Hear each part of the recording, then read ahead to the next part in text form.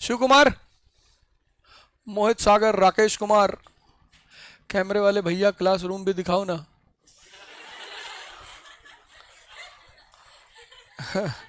रोहित जोशी, उनको भी पता होता है।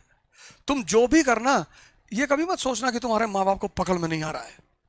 सब पकड़ में आता, अनुभव सब वही करके गुजरते हैं। जब पहले दिन तुम बाल वाल एकदम स्टाइल से और आईब्रो फिटिंग और शर्ट, तो बाप बहुत गौर से देख रहा होता है कि अच्छा क्या है भाई, वो पापा वाइवा होगा आज, बाहर के टीचर आएंगे। अब हम क्लास 12th में थे तो हमारे साथ के लोग दिल्ली घूमने आए, घूम के लौट के गए, कहानी सुनाई दिल्ली की। यार वहां पे एक सी पिज्जा प्लेस है वहां पे, और शाम को खड़े हो जाओ तो लड़कियां हाथ पकड़ लेती हैं। बोले नहीं यार, हाँ।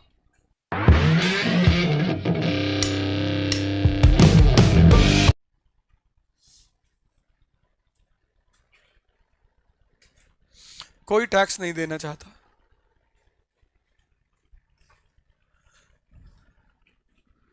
देना ही नहीं चाहता, लेकिन टैक्स देने में एक फायदा है, आपको सुकून की नींद आती है।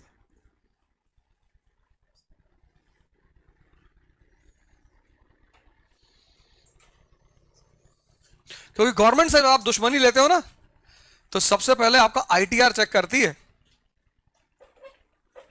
कि दिखाओ दिखाओ दिखाओ दिखाओ कितना टैक्स दे रहा है, कितना कमाता है साल में, 20 करोड़, टैक्स कितना आया, 35 लाख। 35 लाख, 20 करोड़ इसका खर्चा होता है पूरा।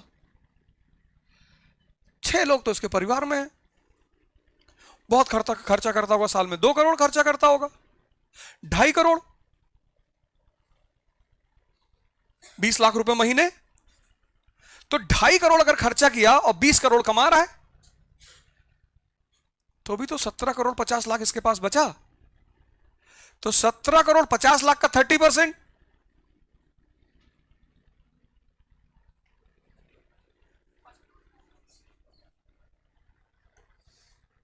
₹5 करोड़ हुआ ना अप्रोक्सीमेटली।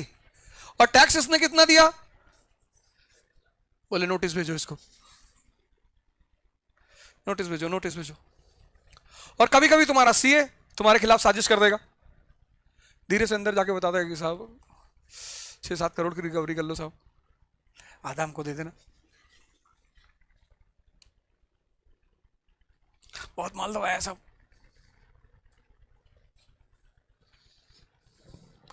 दुनिया में जिनके पास जितना पैसा है वो उतने गरीब हैं। ये बात तुम्हें जिस दिन पता चलेगी तुम बहुत हंसोगे।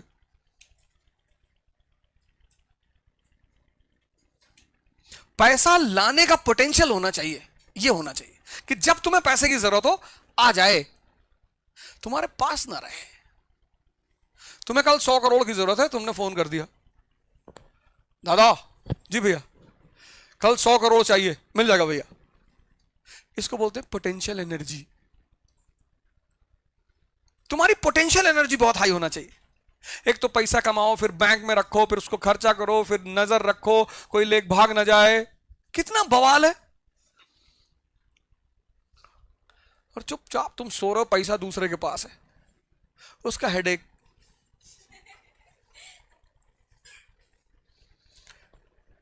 इसलिए पैसे वाले जितने लोग हैं उनको डायबिटीज जरूर होती है, क्योंकि उन कभी शांति नहीं रहते यहां से।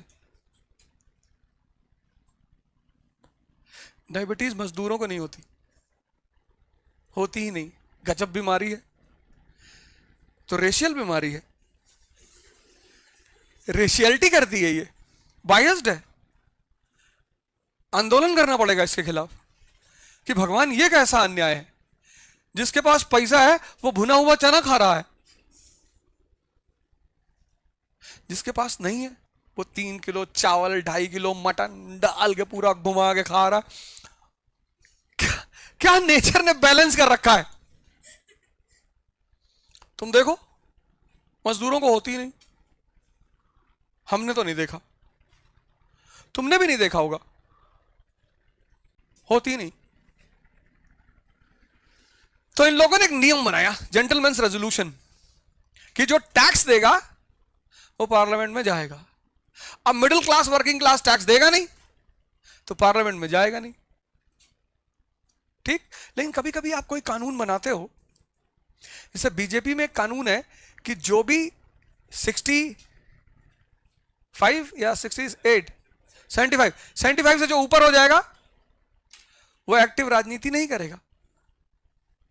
अभी बना था रिसेंटली, अब कई और लोगों पे लागू होने जा रहा है।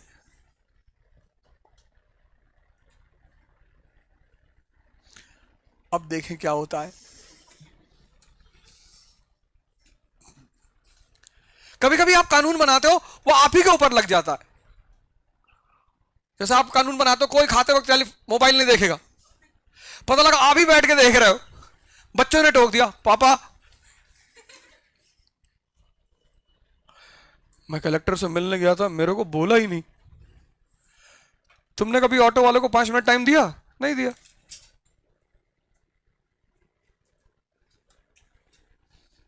बहुत सिंपल सी लाइफ है। मैं प्रधानमंत्री से मिलने गया था, क्यों? नमस्ते करना था, यहीं से कर ले नमस्ते। मिलने क्यों गया था? और जितना इस दुनिया में एक वर्ड है प्रोटोकॉल, बड़ा प्यारा वर्ड है प्रोटोकॉल। प्रोटोकॉल दिया जाता है ऑरा बनाने के लिए, इसलिए चपरासी का कोई प्रोटोकॉल नहीं होता, क्योंकि उसका कोई ऑरा ही नहीं बनाना। साहब के ऑफिस के बाहर चेयर रखी है, चेयर पे चपरासी बैठा हुआ है, ऐसे क्या नहीं बना रहा। लेकिन इंपॉर्टेंट बहुत है वो, साहब की सारी खबर है उसके पास। कितने बजे साहब बैडमिंटन खेलने आते हैं, क्या पसंद है साहब को, कितने बच्चे हैं, कैसे मिला जा सकता है। इसलिए चपरासियों का कोई प्रोटोकॉल नहीं होता। और साहब का अगर तोड़ दिया जाए तो ये जनता तुरंत तबाही मचा दे। बहुत जरूरी है। एक डीएम सोचो पूरे शहर को चलाता है, ऑरा। एक एसपी पूरे शहर को चलाता है, ऑरा। उतर गया सड़क पे, निकला बाहर, साहब नमस्ते साहब। जब 90% काम भय से होता है,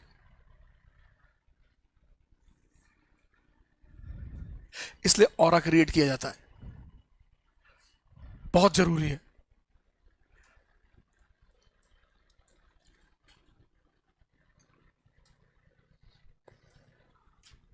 अब हम क्लास 12th में थे तो हमारे साथ के लोग दिल्ली घूमने आए, घूम के लौट के गए, कहानी सुनाई दिल्ली की।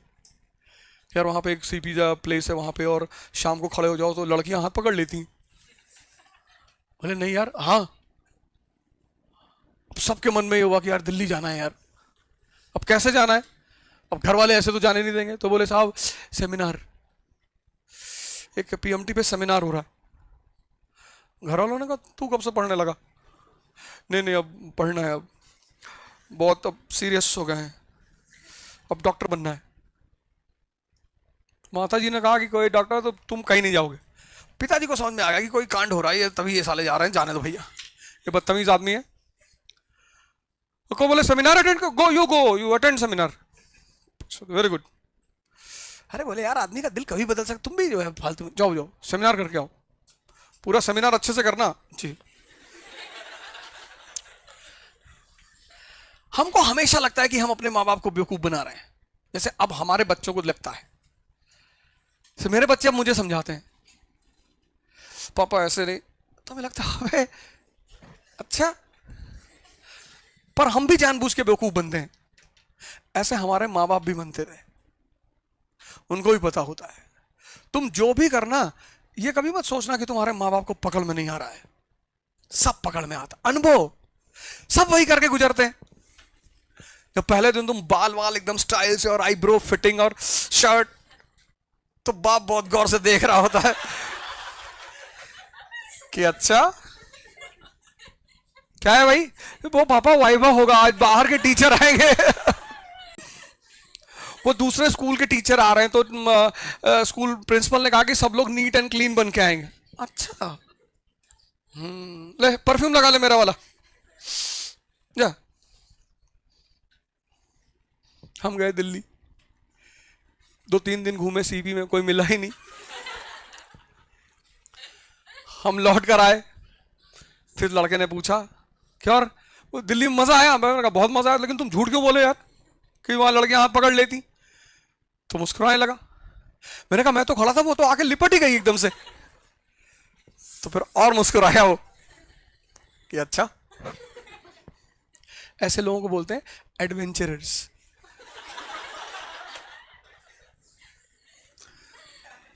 जो दूसरे जगह की कहानियां सुन के जाते हैं कि मुंबई में ऐसा होता है, और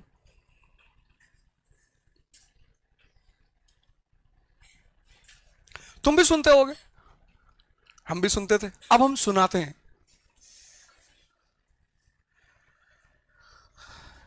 यूरोप से आए तो गांव जरूर जाएंगे, तो गांव वाले पूछेंगे अच्छा भैया तो लंदन में सब सब भैया। और क्या क्यूरियस होके लोग सुनते हैं ऐसे हाथ वाथ रख के ऐसे। रात के टाइम, अब तो ठंडक शुरू हो गई ना, तो शाम के वक्त आग आग लगाई जाती बाहर, उपले वगैरह होते हैं, सब राउंड करके बैठते हैं, उसमें पोटैटोज डाल के रोस्ट किए जाते हैं। बड़ा मजा आता है गांव की लाइफ में। जिनके पास नहीं उनको क्या पता। फिर वहां कहानी सुनाने में बड़ा मजा आता है। भैया एक बार हमको भी ले चलो। यार तुमको अंग्रेजी नहीं आती? नहीं, थोड़ा सा सीख लेंगे।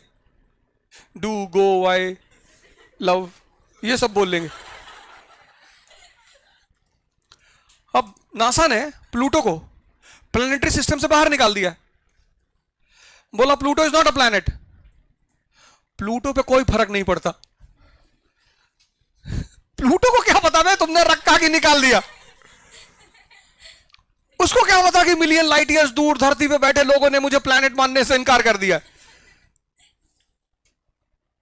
मस्त है प्लूटो, वो सूरज के चक्कर काट रहा है जैसे पहले का। वो दुखी थोड़ा हो गया कि अब मैं नहीं काटूंगा सूरज के चक्कर, तुमने मुझे प्लैनेट क्यों नहीं मानते हो।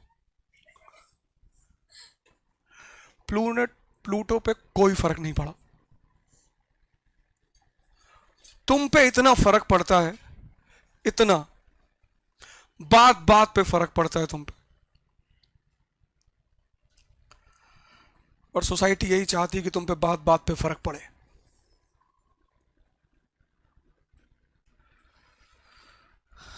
सोसाइटी सिर्फ तुम्हें उलझाना चाहती है, रिलीजन के नाम पे, जाति के नाम पे।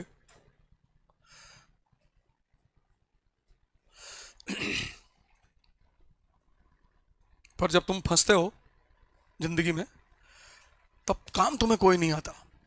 कोई अजनबी ही काम आता है जो ना तुम्हारी जाति का होता है और ना तुम्हारी रिलीजन का होता है। जब मैं फंसा जिंदगी में तो मुझे 3-4 ऐसे लोगों ने मदद की जिनका मुझसे कुछ भी लेना देना नहीं था। उसमें एक जितेंद्र सिंह लड़का था अहमदाबाद का, उसका पैसा आज तक मैंने नहीं दिया। मेरे घर में एक शादी थी और मेरे पास इतना पैसा नहीं था कि मैं ट्रेन पकड़ के घर पहुंच जाऊं अहमदाबाद से।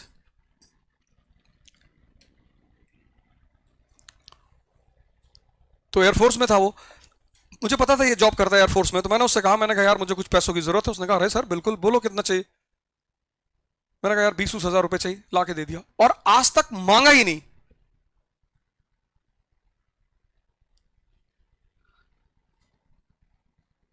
मेरी बेटी पैदा हुई पहले, बड़ी वाली, पैसा ही नहीं था हॉस्पिटल में जमा करने के लिए। एक स्टूडेंट थी आगरा से, मंतोष यादव, उसकी 2-4 हजार फीस बची हुई थी। तो मैंने कहा यार वो फीस जमा कर दो, मुझे पैसों की जरूरत है। उसने कहा सर आप बताओ कितना चाहिए, आपको जरूरत होगी हॉस्पिटल में देने के लिए, आप हमसे ले लो। मेरे घर के किसी आदमी ने नहीं पूछा।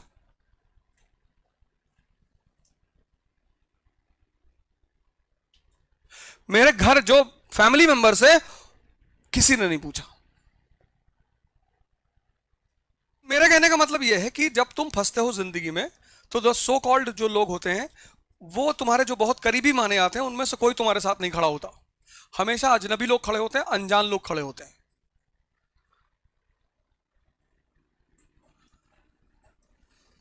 तुमको बस एक चीज से बचना है, अटैचमेंट से।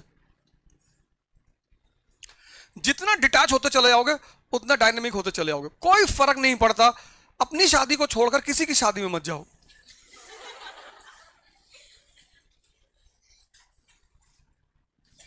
कोई तुम्हें छोड़ के नहीं, कल आईएएस हो जाओगे ना, सब लौट कर आएंगे और सब अप्रिशिएट करेंगे तुम्हें कि यार अच्छा हुआ तुम शादी में नहीं आए थे, खाना भी लड़की वालों ने अच्छा नहीं बनवाया था और मुझे तो बाद में बहुत अच्छा लगा कि तुम नहीं आए।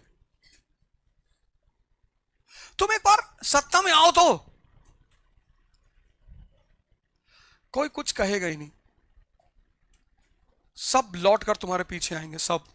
ये तुम्हें चिंता होती है ना कि मैं वहां नहीं जाऊंगा तो ये हो जाएगा, मैं यहां नहीं जाऊंगा तो ये हो जाएगा, कुछ नहीं होगा। मतलब मैं मेरा पर्सनल एक्सपीरियंस है, और हर आदमी तुम्हारे पास लौट कर आएगा और ज्यादा प्यार लेकर आएगा बोरे में भर के कि आपके लिए सेब लाए, आप नहीं खाएंगे तो हम भी नहीं खाएंगे।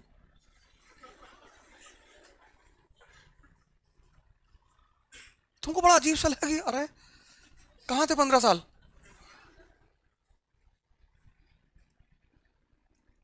अपना समय मत देना किसी को, यह गलती मत करना, बहुत पछताओगे।